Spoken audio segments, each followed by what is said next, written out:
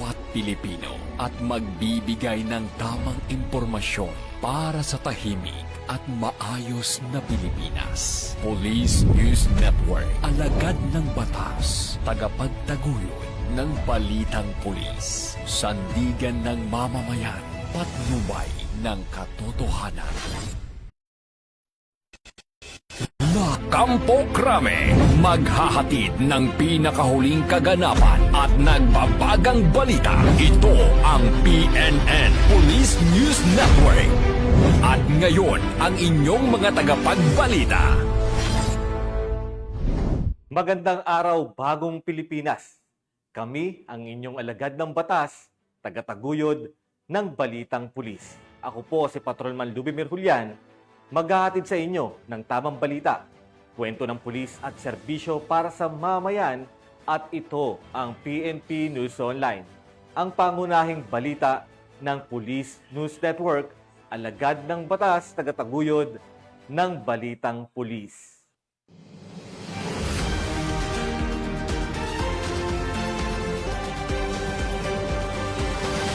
Narito ang mga balitang dapat niyong abangan. 5 kawani ng LTO Region 2 arestado sa pangingikil sa Nueva Vizcaya. Timan, huli sa search warrant operation, baril at ilegal na droga na kumpiska. At mahigit kalahating milyong pisong halaga ng shabu nasabat mula sa isang construction worker sa Lapu-Lapu City.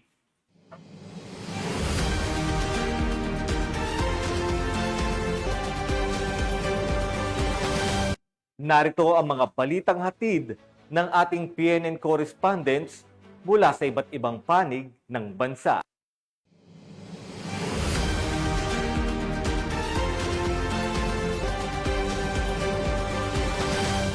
Simulan natin ang balita mula sa bahagi ng Luzon.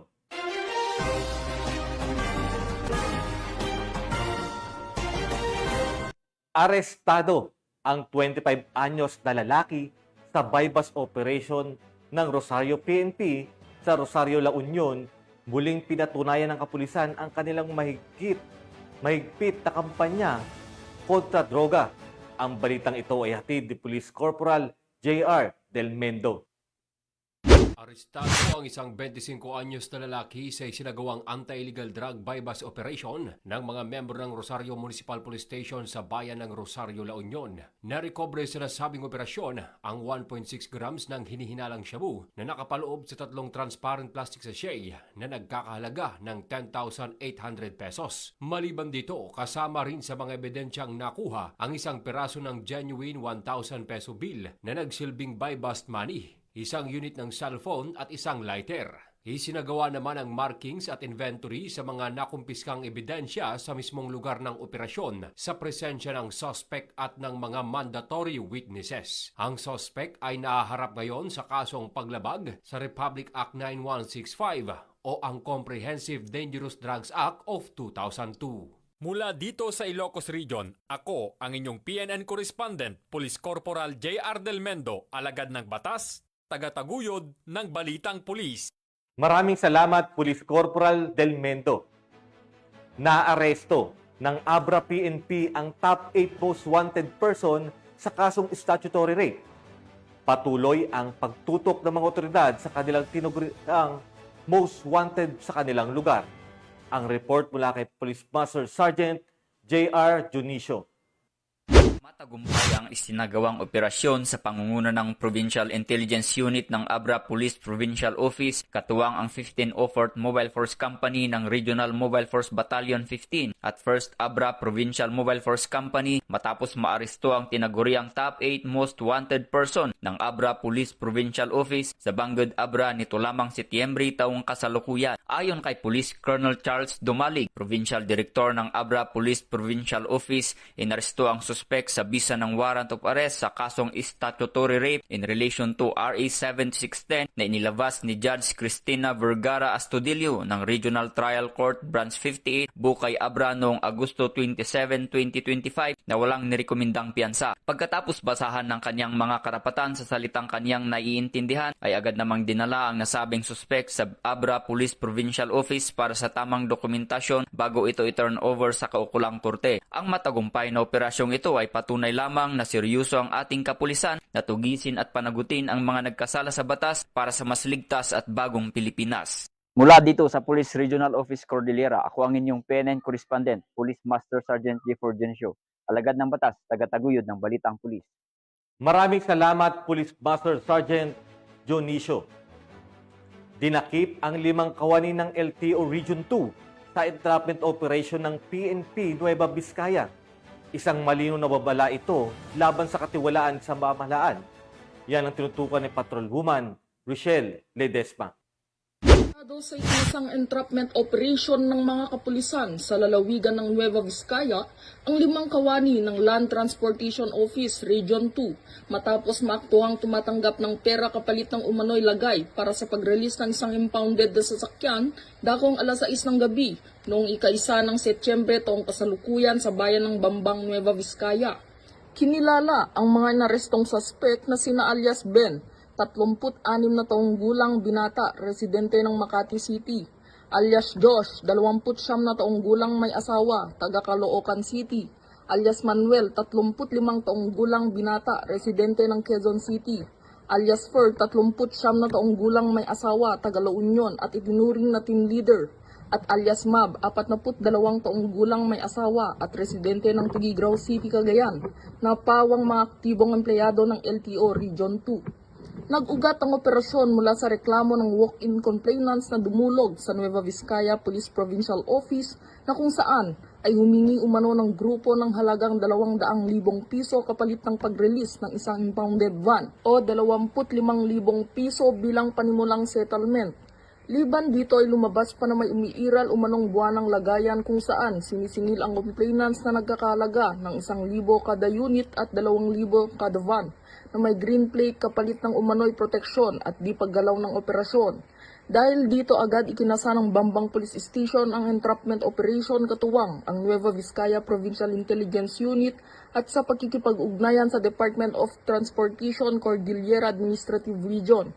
Na-recover mula sa 5 suspect ang iba't ibang uri ng baril, mga bala, LTO badge at inside holster, mga citation ticket, driver's license at photocopy ng official receipt, sling bag na naglalaman ng mga ID, resibo at pitaka, touchscreen cellphones, iba't ibang identification cards, 76,000 piso at 500, cash na may iba't ibang denominasyon, marked money at budal money, isang plastic sachet na hininalang shabu na tinatayang 0.69 ang gramo, improvised pipe tubes at disposable lighters.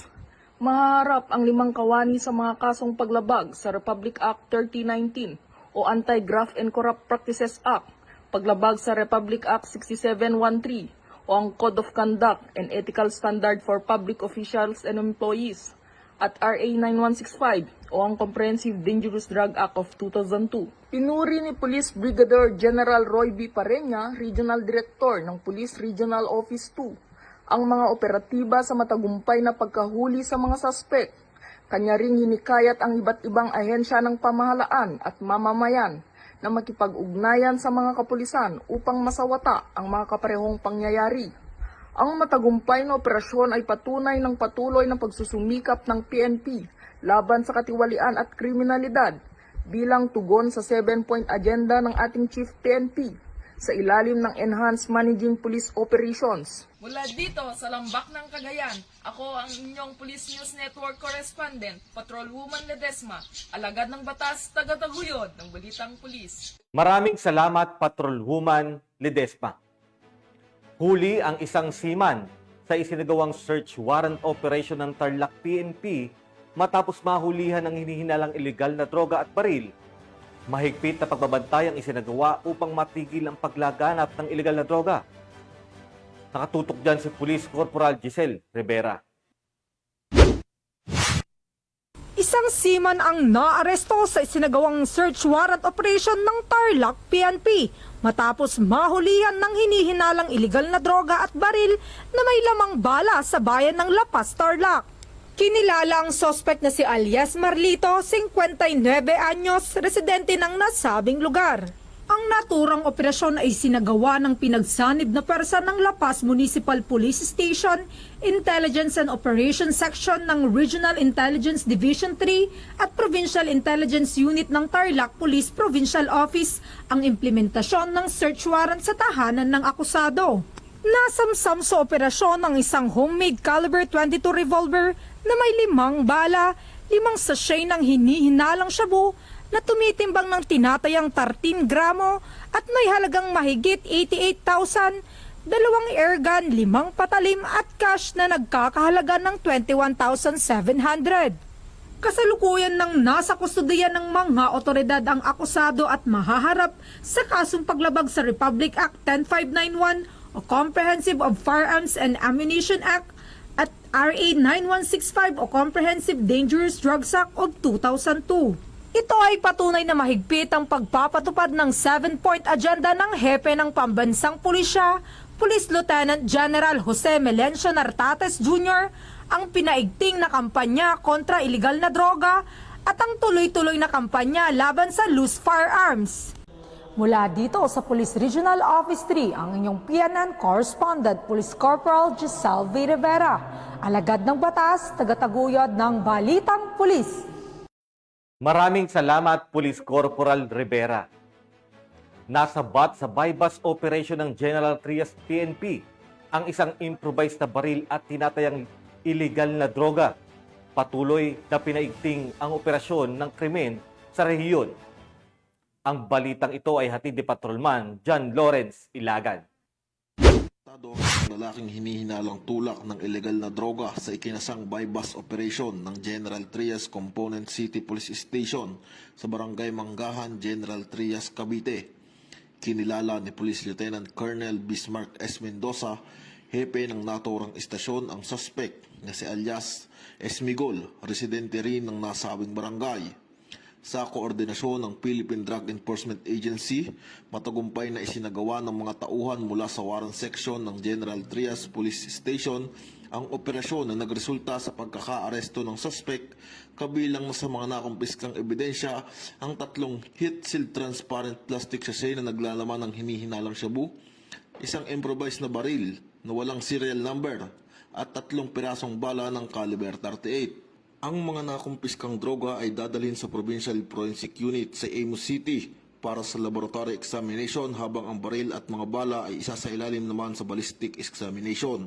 Inihahanda na rin ang mga kaukulang dokumento para sa isasagawang inquest proceeding sa tanggapan ng City Prosecutor. Samantala, ang suspect ay maharap sa kasong paglabag sa Republic Act 9165 o Comprehensive Dangerous Drugs Act of 2002 at Republic Act 10591 o Comprehensive Firearms and Ammunition Regulation Act.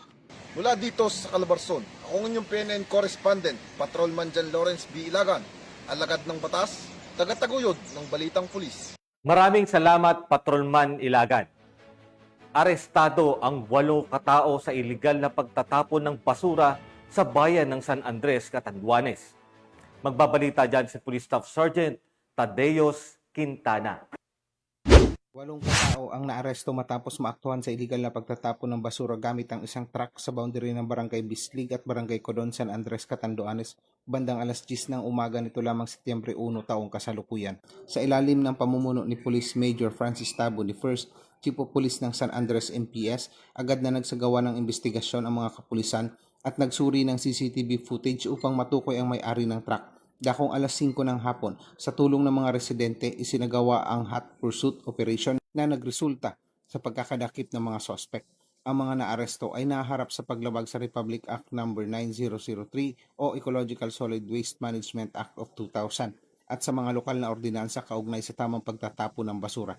Hinihikayat ng San Andres PNP ang publiko na maging mapagmatsyag at responsable sa pagtatapon ng basura upang mapanatili ang kalinisan at kaayusan sa bayan. Mula dito sa probinsya ng Catanduanes, ang The Happy Island ng Kabikolan. Ako ang inyong PNN correspondent, Police Staff Sergeant Quintana, alagad ng batas, tagataguyod ng Balitang Pulis.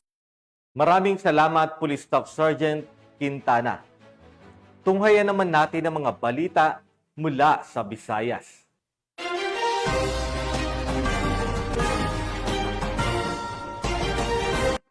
Sa layuning paigtingin ng kamalayan ng kabataan at mamamayan, hinggil sa kahalagahan ng pakikisa laban sa kriminalidad, isinagawa ang isang school-based symposium bilang bahagi ng pagdiriwang ng National Crime Prevention Week sa Parada National High School, Tigbawan, Iloilo. Yan ang balitang hatid ni Patrolwoman Justin May Halores. Bilang bahagi ng selebrasyon ng National Crime Prevention Week, matagumpay na isinagawa ang isang school-based symposium nito lamang ikatatlo ng Setyembre taong kasalukuyan, bandang 8:30 ng umaga sa Parara National High School, Barangay Parara Sur, Tigbawan, Iloilo. Pinangunahan ito ng mga tauhan ng Tigbawan Municipal Police Station sa pamumuno ni PSMS Amy Jerlyn Acevedo, WCPD PNCO at PMSG Pelagio Rivas Jr., PICAD PNCO, sa ilalim ng superbisyon ni Police Captain Alfred Mansoy, Officer in Charge. Katuwang nila sa nasabing gawain ang mga guro ng paaralan, kasama sina Regional Police Community Affairs and Development Unit 6 Personnel Patrolwoman Riza Valencia, Faith-Based Leader Pastor Aniceto Villanueva, at Tigbawan DSWDO Social Welfare Assistant Sharon Gay Peranya. Ang symposium ay may temang pinalakas na pamahalaang lokal para sa ligtas na pamayanan, pagpapatibay ng mga programa sa pag-iwas sa krimen sa ilalim ng CSOP. Lumahok dito ang humigit kumulang 80 mag-aaral mula sa grade 11 at grade 12 na naging aktibong kalahok sa mga talakayan. Tinalakay sa pagtitipon ang mga mahahalagang paksa tulad ng crime prevention, kampanya laban sa iligal na droga, anti-bullying law, maagang pagbubuntis at kahalagahan ng espiritual na gabay kaugnay ng 7-point agenda ng ama ng pambansang pulisya na si Chief PNP Police Lieutenant General Jose Melencio C. Nartates Jr. Nagbahagi rin ng IEC materials upang higit na mapalawak ang kaalaman at kamalayan ng mga kabataan hinggil sa kaligtasan. Itinatampok ng inisyatibang ito ang kahalagahan ng matibay na ugnayan sa pagitan ng pulisya at komunidad sa pamamagitan ng edukasyon at pagbibigay kaalaman. Ipinapakita rin ito ang patuloy na pangako ng pamahalaan na itaguyod ang kaligtasan at responsableng pamumuhay ng mga kabataan tungo sa mas ligtas at mas maunlad na bayan. So, good morning. Ang Parara National High School is lucky enough that the National Police in our municipality conducted this heart-to-heart talk about the Crime Prevention Week regarding the celebration that they have. Importante na ang mga bata, the learners that we have, so that they will be able to know what will be the effects of using illegal drugs, and that can ruin their lives, and also they have a dark future later on. So it is very important to have this, and they will have get some information. They will be informed about the effects of using illegal drugs, and also joining the group of that having that activities of terrorism in the community. Mula rito sa Police Regional Office 6, ako ang inyong PNN Correspondent Patrolwoman Justin May Halores, alagad ng batas, tagataguyod ng Balitang Pulis. Maraming salamat, Patrolwoman Halores. Nakumpiska ang baril at tinatayang kalahating milyong pisong halaga ng shabu mula sa isang construction worker sa isinagawang bypass operation ng PNP sa Lapu-Lapu City. Nakatutok dyan si Patrolwoman Annalyn Canoog. Sa mga mga kapulisan ng isang baril at 510k na halaga na pinaghihinalaang shabu sa isang construction worker sa ikinasang bypass operation sa barangay Marigondon, Lapu-Lapu City, Cebu noong 2 ng Setyembre sa taong kasalukuyan. Kinilala ni Police Colonel Dayan Agustin, City Director ng Lapu-Lapu City Police Station, ang suspect na si alias Aloy, 29 anyos, high-value individual, isang construction worker at residente ng barangay Agus, Lapu-Lapu City, Cebu. Bana alas 10:42 ng gabi ng kinasang naturong operasyon na humantong sa pagkakadakip sa suspect at pagkasabat ng 15 pakete ng hinalang shabu na may kabuuang timbang na 75 na gramo at may natayang halaga na 510,000 pesos, bypass money at sling bag. Kasama din sa mga nakuwang ebidensya ang isang .45 caliber na baril na may lamang 7 bala at isang extra magazine na may 6 na bala. Kasong paglabag sa Section 511 na Article 2 ng RA 9165 o ang Comprehensive Dangerous Drugs Act of 2002 at RA 10591 o Comprehensive Firearms and Ammunition Regulation Act ang kaharapin ng suspects na kasalukuyang nakadetain sa nasabing himpilan. Ang tagumpay na ito ay patunay ng ating masinsinang kampanya laban sa ipinagbabawal na droga at iligal na armas. Hindi natin papayagan na sirain ng droga at karahasan ang kinabukasan ng ating kabataan at katahimikan ng ating lungsod. Patuloy tayong magsasagawa ng walang humpay na operasyon upang matiyak ang kaligtasan at kapayapaan ng lahat ng Upunganons. Sa pamamagitan ng mas pinaigting na operasyon ng Lapu-Lapu City Police Office, patuloy ang kailangang pagsusumikap na labanan ang problema sa iligal na droga at loose firearms bilang bahagi ng kampanya para sa mapayapa at ligtas na komunidad sa ilalim ng bagong Pilipinas. Mula dito sa Central Visayas, ako ay yung PNN correspondent, Patrolwoman Annalyn N. Canoog, alagad ng batas, tagataguyod ng Balitang Pulis. Maraming salamat, Patrolwoman Canoog. Arestado ng mga otoridad ng isang wanted person na may kasong paglabag sa Republic Act 9165 o ang Comprehensive Dangerous Drugs Act of 2002 sa isinagawang operasyon sa Barangay 25 Paterno Extension, Tacloban City. Ibabalita yan ni Patrolwoman Maria Elena Singian. Arestado ng mga autoridad ang isang lalaking wanted person sa kasong paglabag sa RA 9165 matapos mahuli sa Barangay 25 Paterno Extension, Tacloban City. Naaresto ang akusado bandang alas 3:22 ng hapon ng mga tauhan ng Tacloban City Mobile Force Company kasamang 8th of 5th Maneuver Company Regional Mobile Force Battalion 8 at Headquarters Regional Maritime Unit 8 sa bisa ng warrant of arrest para sa kasong paglabag sa Section 5 at 11 ng RA 9165 o Comprehensive Dangerous Drugs Act of 2002 na walang inirekomendang piyansa. Dinala ang akusado sa Tacloban City Police Office para sa kaukulang dokumentasyon at tamang disposisyon. Ang tagumpay ng PNP laban sa mga may pananagutan sa batas ay bunga ng pinaigting na pakikipagtulungan at suporta ng mamamayan para mapanatiling payapa at maayos ang komunidad. Mula dito sa Eastern Visayas, ako ang inyong PNN correspondent, Patrolwoman Singian, alagad ng batas, tagataguyod ng Balitang Pulis. Maraming salamat, Patrolwoman Singian. Narito naman ang mga balita mula sa bahagi ng Mindanao.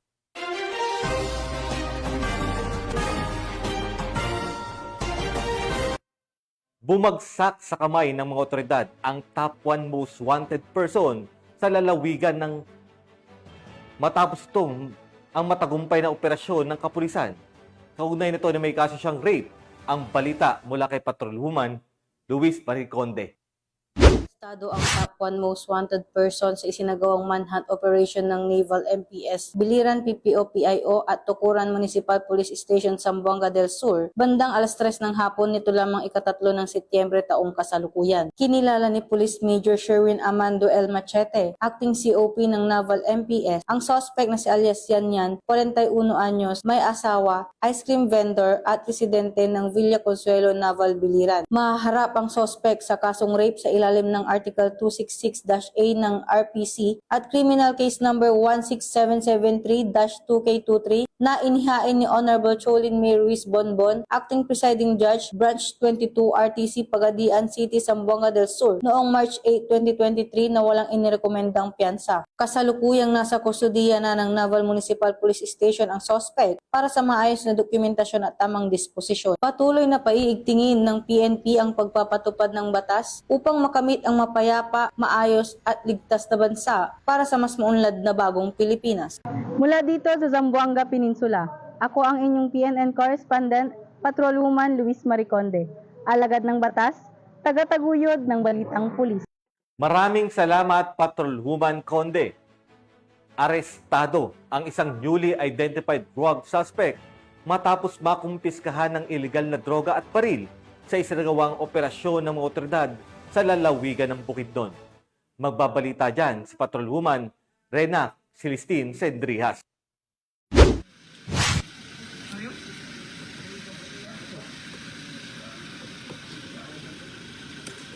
Tinatayang nasa 104,720 pesos halaga ng shabu ang nakumpiska sa buy-bust operation ng mga operatiba ng Regional Police Drug Enforcement Unit 10, Philippine Drug Enforcement Agency 10, Bukidnon Provincial Intelligence Unit at mga kapulisan ng Valencia City Police Station sa Barangay Lumbo, Valencia City, Bukidnon nito lamang ika-3 ng Setyembre taong kasalukuyan. Ayon kay Police Lieutenant Colonel Brian M. Panganiban, Officer in Charge ng Valencia City Police Station, kinilala ang suspect na si alias Pido, lalaki, 44 anyos, may live-in partner, isang mekaniko at residente ng nasabing lugar.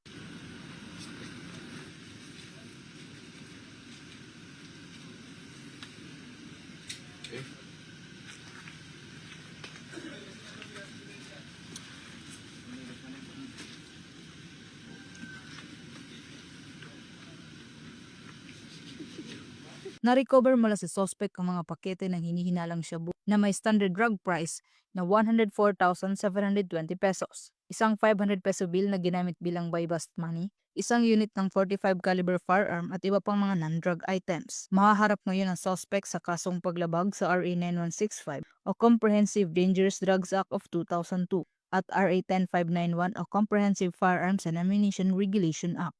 Mula dito sa Camp Vicente G. Alagar, Lapasan, Cagayan de Oro City, ako yung Police News Network Correspondent. Patrolwoman Rena Celestine Sendrijas, alagad ng batas, tagataguyod ng balitang pulis. Maraming salamat, Patrolwoman Sendrijas. Personal na dinaluhan ni Police Brigadier General Jason D. de Guzman, Regional Director ng Police Regional Office Bangsamoro Autonomous Region, ang isinagawang Political Candidates Forum at Peace Covenant Signing sa Lanao del Sur bilang bahagi ng paghahanda para sa darating na halalan. Patrolwoman Maricris Algabre sa report.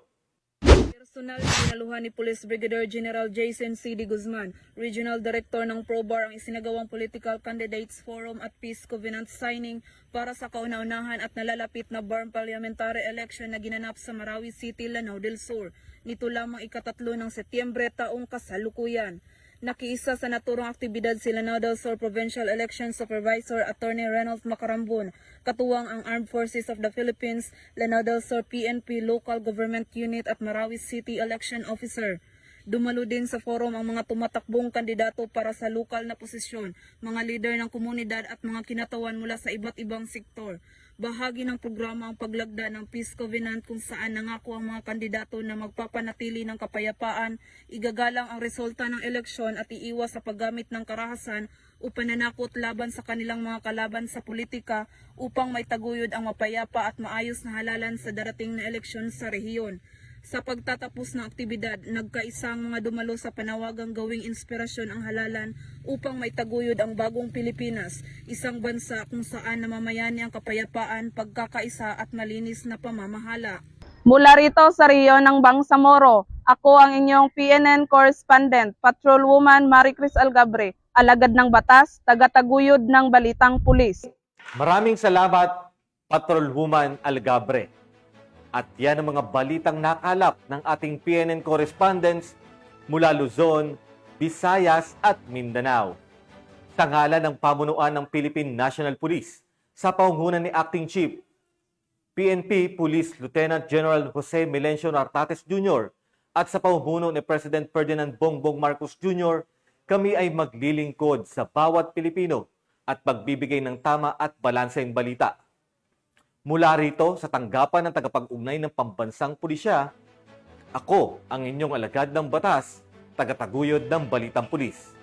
Ako po ang inyong tagapag-ugnay, Patrolman Lubimir Julian, maghahatid ng tamang balita, kwento ng pulis at serbisyo para sa mamayan at ito ang PNP News Online. ang pangunahing balita ng Police News Network.